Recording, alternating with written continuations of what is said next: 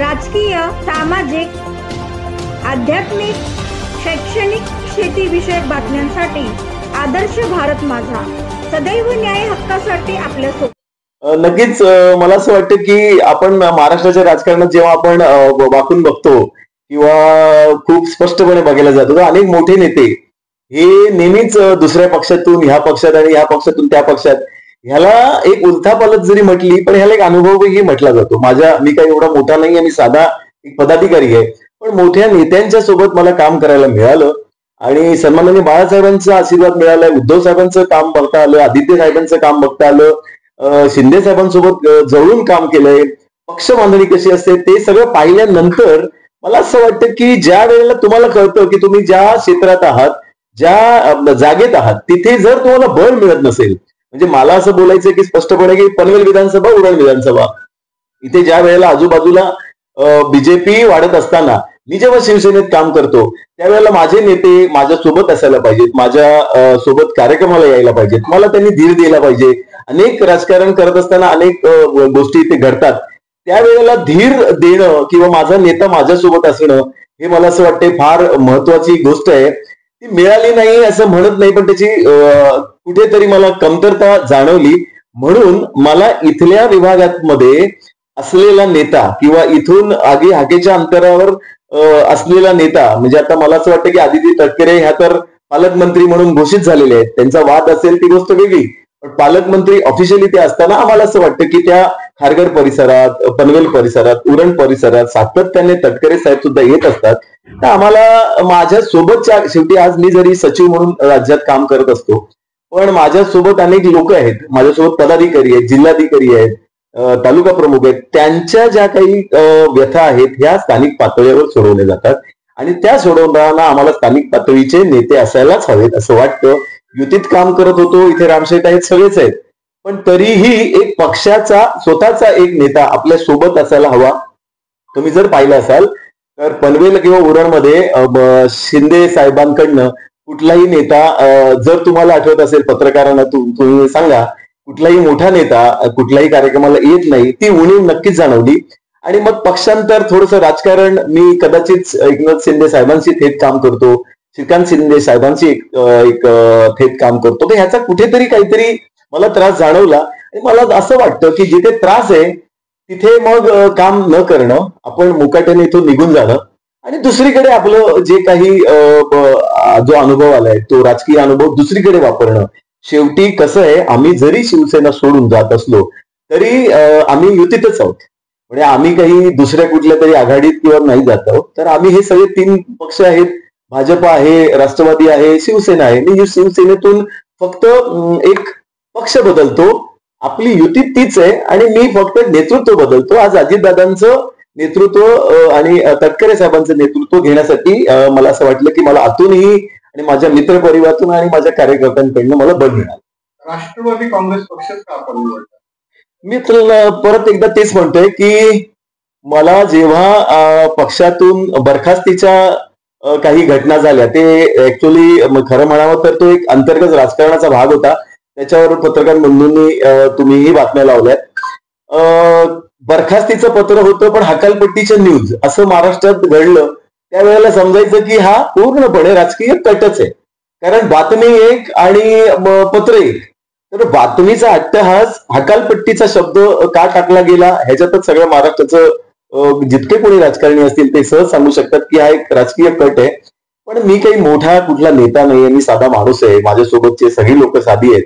आम्ही काही गप्पपणे ते निमूटपणे आम्ही सगळ्यांनी सहन केलं आणि आम्ही असा विचार केला की आज 300 पदाधिकारी महत्वाचे पदाधिकारी, पण आज राजकारणामध्ये तुम्ही जर विचार करत असाल, एका सचिवाची हकालपट्टी एक सचिव करतो आणि त्याच्यासोबत 300 पदाधिकारी महत्वाचे, 2 जिल्हा प्रमुख, जिल्हा समन्वयक, तालुका प्रमुख, इतकी मोठी जर हकालपट्टी होते, म्हणजे बरखास्तीच आपण म्हणूया पण त्यांच्या भाषेत हकालपट्टी, तर ती हकालपट्टी ग्रामीण भागापर्यंतच्या पेपरमध्ये सहज जाते. मी 40 आंदोलनं केली, 14 केसेस माझ्यावर झाल्या. मला बातमी गावापर्यंत पोहोचवण्यासाठी मला किती कष्ट घ्यावे लागतात हे पत्रकार बंधूंना पण सगळं माहिती आहे. पण इतक्या सहज हकालपट्टीच्या न्यूज इतक्या गावापर्यंत पोहोचल्या, हे इतकं मला फेमस करण्याचं कारस्थान मे बी माझ्याच पक्षातून झालंय. आणि मग ते न करता तिथली मला जी सपोर्ट हवा आहे तो न मिळाला. आणि त्याच्यामुळे आम्ही असं नाही केलं की मला उभाटावरनं पण माझ्याकडे कॉल आले, मला मनसेकडनं पण बोलावणं आलं, मला बीजेपीकडनं पण आलं. हे मी अगदी तुमच्या समोर सांगू शकतो, कारण ठीक आहे कुठेतरी आम्हीही काम केलंय. असं असताना आपण एकत्रच राहावं, युतीचा धर्म पाळावा. आणि केवळ तिथे जमत नाहीये, काही खास लोक, शिंदे साहेबांच्या मर्जीतली लोक ती आम्हाला त्रास देत आहेत. मग त्यांचं तर पद काढलं नाही जाणार. आम्ही छोटे नेते आहोत, आम्ही छोटे लोक आहोत, आम्ही छोटे कार्यकर्ते आहोत. तर हा वाद न घालता आपण राष्ट्रवादीत युतीतच राहावं आणि इथल्या स्थानिक लेवलला पदाधिकाऱ्यांना आम्हाला जो नेता मिळेल, म्हणजे मी तुम्हाला परत सांगतो की तटकरे साहेब हे हाकेच्या अंतरावर आम्हाला राहतात, रायगड मधलेच आहेत आणि ते येतात आणि आम्हाला काम करू देतात. असं सगळे मला बाजूचे पदाधिकारी जे आहेत राष्ट्रवादी काम करणारे हे गेल्या कित्येक वर्ष सांगत आहेत. आणि मला असं वाटतं की जेव्हा एखाद्या माणसाबद्दल, नेत्याबद्दल सातत्याने हे बोललं जातं की ते येतात, भेट देतात, लक्ष देतात, अजितदादांबद्दल पण बोललं जातं, तर मी तही विचार केला की तेही आजमावून घेऊया, म्हणून राष्ट्रवादी आम्ही हा पर्याय निवडला. शिवसेनेची विचारधारा आणि राष्ट्रवादीची विचारधारा ही आपल्याला आता बदल जाणवणार आहे. एकूणच कशी तडजोड असेल आणि वरिष्ठांनी राष्ट्रवादीत प्रवेश करताना बैठका झाल्या, एकूणच कशा प्रकारचं आश्वासन आपल्याला देते? मी तुम्हाला एक गोष्ट सांगतो.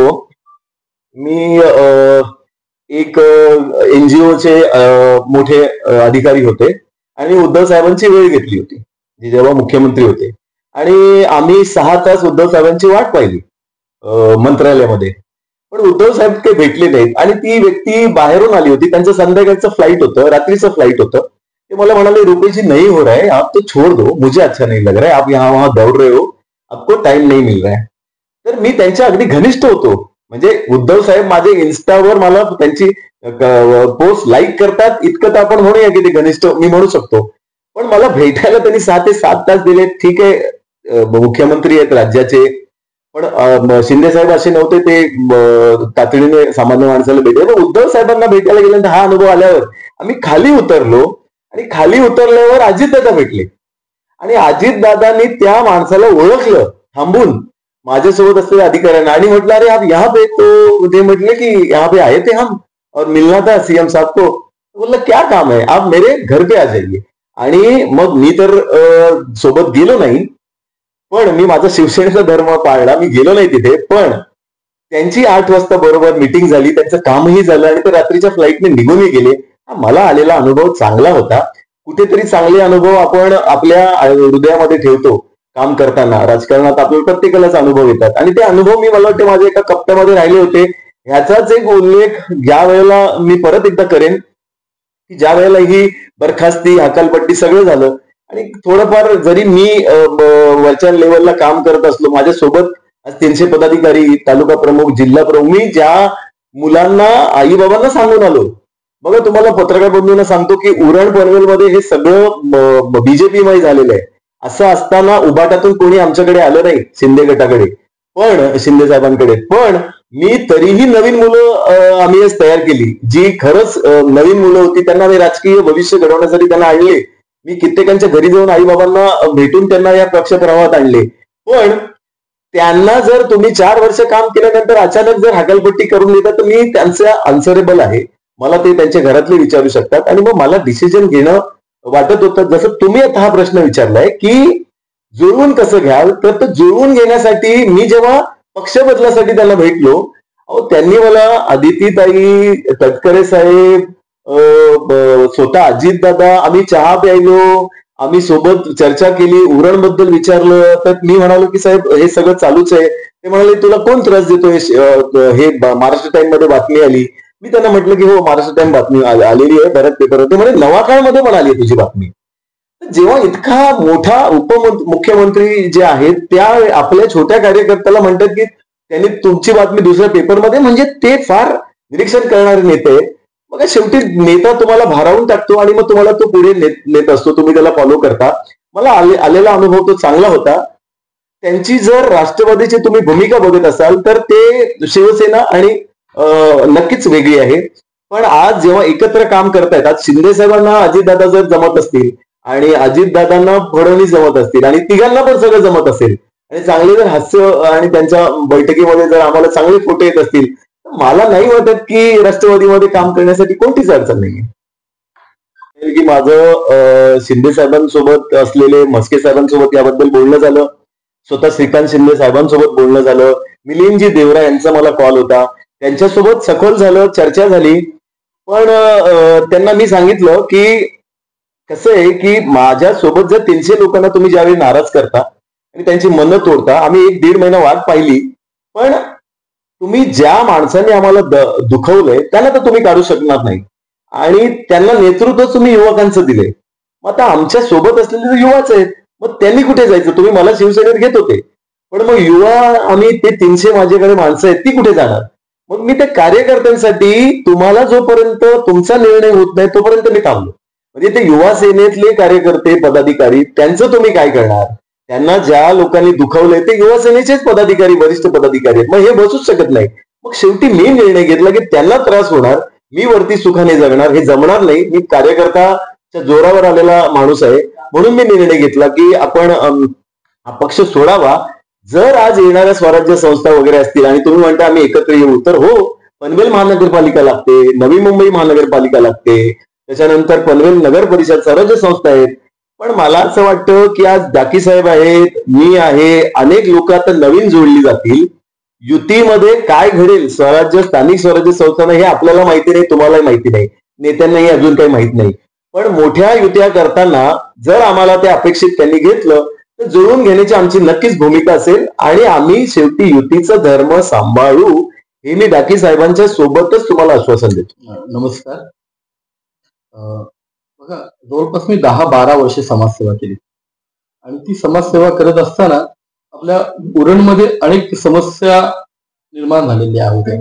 मला कुठेतरी जाणवलं विधानसभेमध्ये की आपल्या उरणमध्ये ज्या काही समस्या आहेत त्या समस्या सोडवण्यासाठी आपल्याला कुठला तरी म्हणजे आमदार पद किंवा कुठलाही पण आपल्याकडे पद असणं गरजेचं आहे.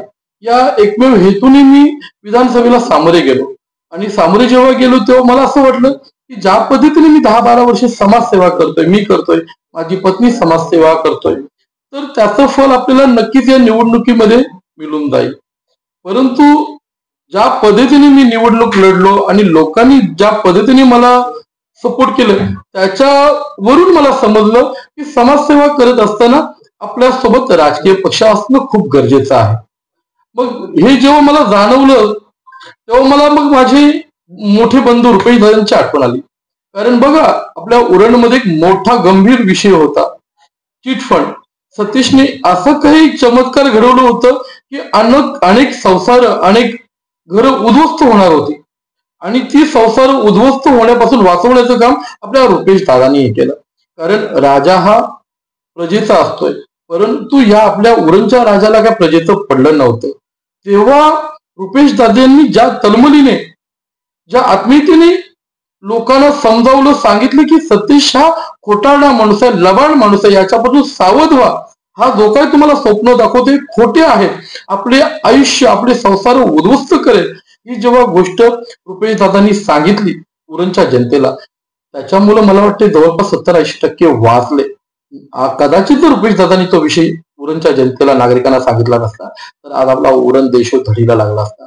मग हे एकमेव जे रुपेश दादांचं कार्य आहे ते मी जवळून पाहिलं, मी बघितलं. मग मला कुठेतरी वाटलं की आता समाजसेवा पण करतोय, परंतु कुठेतरी आता राजकीय पक्षात जाणं गरजेचं आहे. खरोखर जर आपल्याला आपल्या युवकांची, नागरिकांची, बंधू भगिनींची जर समस्या सोडवायची असेल तर आपल्याला राजकीय पक्षात जाणं खूप गरजेचं आहे. तरच आपली कामं, आपण त्या समस्या सोडवू शकतो.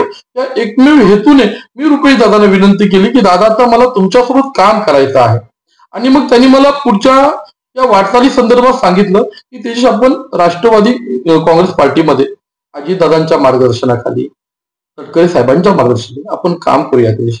आणि त्यांचं जे कॉन्सेप्ट आहे ते मला पटलं आणि मग आम्ही दोघांनी मिळून ठरवलं की आपण आता राष्ट्रवादी काँग्रेस पार्टीमध्ये जाऊन काम करूया. आणि आपण आपल्या समर्थकांना काय आव्हान करा? मी माझ्या समर्थकांना एवढं सांगेन, आपल्याला खरोखर मनापासून समाजसेवाच करायची आहे, परंतु आपल्या उरणमध्ये विविध ज्या समस्या आहेत, म्हणजे बेरोजगारी असेल, आपल्याकडे अनेक मोठमोठे प्रोजेक्ट आहेत, परंतु आपल्या नागरिकांना, आपल्या युवकांना तिकडे नोकरी धंदा मिळत नाही, व्यवसाय मिळत नाही. त्यांना मुंबई सारख्या, आपल्या उरणवरून मुंबई सारख्या ठिकाणी जावं लागतं. या सर्व गोष्टींना आपल्याला दूर करण्यासाठी आणि आपल्या युवकांना न्याय देण्यासाठी मी या राजकारणात आता उतरलेलो आहे किंवा राजकारणात प्रवेश करत आहे. तर माझ्या सर्व समर्थकांना मी विनंती करतोय, खरोखर जर तुम्ही माझ्यावर प्रेम करत असाल, खरोखर तुम्हाला जर माझे विचार पटत असेल, तर तुम्ही मोठ्या संख्येने माझ्यासोबत पक्षांतर करावं ही माझ्या समर्थकांना मी विनंती करत आहे. पक्षाकडून आपल्याला काही मोठी जबाबदारी आहे? नाही, बघा, एक सांगतोय, मला जबाबदारी असं काहीच नाही. मला फक्त राष्ट्रवादी काँग्रेस पार्टीमध्ये अजितदादांच्या मार्गदर्शनाखाली, तटकरे साहेबांच्या मार्गदर्शनाखाली, इव्हन आपले रायगड जिल्ह्याच्या पालकमंत्री आहेत आदित्य यांच्या मार्गदर्शनाखाली, तसेच रुपेश दादांना तर खूप सारा अनुभव आहे. त्या अनुभवाचा उपयोग घेऊन मी काम करणार आहे. मला कुठला पद हवं वगैरे अशी माझी काही अपेक्षा नाही. फक्त मला आता आपल्या युवकांना न्याय देण्यासाठी या राजकारणात मी उतरलेलो आहे. तर माझी युवकांना सुद्धा आता विनंती आहे की तुम्ही मला मोठ्या संख्येने सपोर्ट करा, पाठिंबा द्या, जेणेकरून आपण एका उरणला विकासाकडे नेऊ शकतो, उरणचा विकास करू शकतो. समाजकारण, व्यवसाय आणि आता राजकीय प्रवास कशा प्रकारचं भविष्याचं चित्र आहे? बघा, एक सांगतोय, आपल्याला जर समाजसेवा करायची असेल तर कसं आपण सर्व सोंग ढोंग करू शकतो, परंतु आर्थिक पैशांचा सोंग ढोंग करता येत नाही. त्यासाठी आपल्याला व्यवसाय मजबूत करावा लागतो आणि आम्ही ते केलेलं आहे. मी सुरुवातीला तेवढं हे नव्हतो, पण जेव्हा मी आमच्या व्यवसायातून कमवायला लागलो तर 10 रुपये कमवले तर समाजासाठी 1-2 रुपये खर्च केले तर काय वावगं आहे. या हेतूने मी माझ्या पत्नीने ठरवलं की आपल्याशी जेवढी समाजसेवा होईल ते करत राहायचं. आणि आता समाजसेवेतून राजकारणात कशासाठी गेलो, ही समाजसेवाच करण्यासाठी. एखादा प्रश्न असतोय, ट्रॅफिकचा मुद्दा आहे, बेकायदेशीर गोडाऊन आहेत, ट्रॅफिक मुळे एवढे उरणमध्ये अपघात होतात की सकाळी जेव्हा मुलगा कामाला घरी जातोय तेव्हा त्याच्या आईला घाम फुटतोय की मुलाला कामावर पाठवू की नको पाठवू, तो संध्याकाळी घरी परत येईल की नाही येणार, एवढी भीती आणि एवढी चिंता त्यांच्या आई वडिलांना लागलेली असते. हे सर्व समस्या सोडवण्यासाठी आज माझ्यासारखा समाजसेवक राजकारणात आलेला आहे.